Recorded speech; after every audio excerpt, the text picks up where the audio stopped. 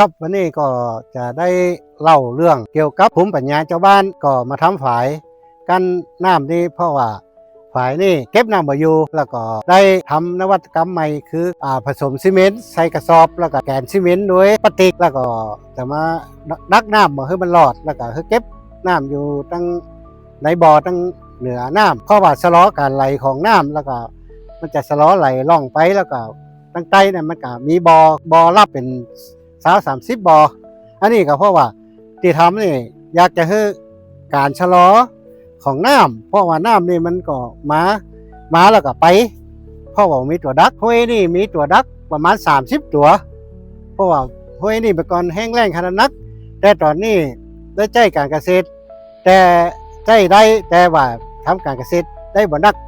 เท่าที่ควรเพราะน้ำมันไหลลากออกไปตอนนี้ก็ทดลองทำฝ่ายตัวเนี้ยคือมันได้เก็บกักน้ำคือดีที่สุดแล้วก็จะเป็นตัวอย่างที่ทำต่อไปในหลายๆฝ่ายต่อไปครับ